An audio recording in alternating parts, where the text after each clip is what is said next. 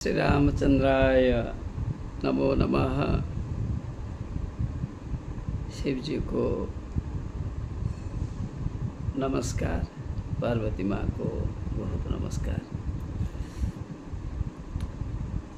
कितना सुंदर लगता है श्री रामचंद्र के नाम लेने में। स्वयं शिव एक कथा पार्वती की कही एभली श्लोकटिए। राम रामेति रमेति रमे रामे मनोरमे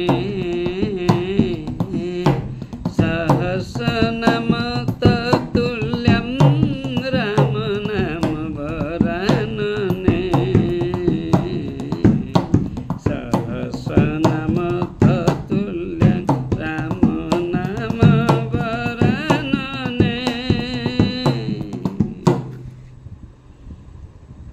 स्वयं शिव कहते हे सुमुखी पार्वती, राम शब्दर महत्व कौन मु कहबी।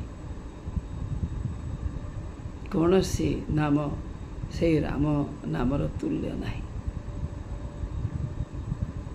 राम रामेति रमेति रमे रामे मनोरमे। राम नाम एते मनोरम, एते सुंदर, एते उत्कृष्ट, यह कथारे कही हबनी। भावरे जने बुझी पारिबो, कथा नहीं। सहस्र नाम तत्तुल्यम।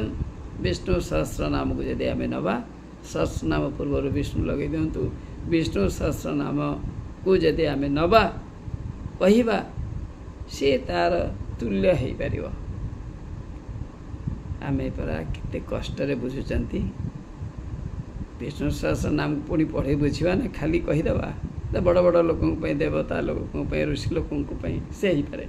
आम कौन साधारण लोक पढ़ी बुझीपर आम कौन राम राम राम राम राम राम राम राम हाथ जोड़िकी बा ध्यान रे आँख बंद करी कहले जप कले ताहा पवित्र फल दे थाए।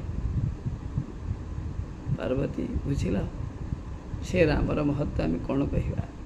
आ स्वयं राम किए विष्णु किए। स्वयं विष्णु करे गोटे लगा स्पार्क छोट छोट कणिका एमाने जगत रे शांति प्रतिष्ठा करने आसी। राम नाम हूँ पवित्र नाम।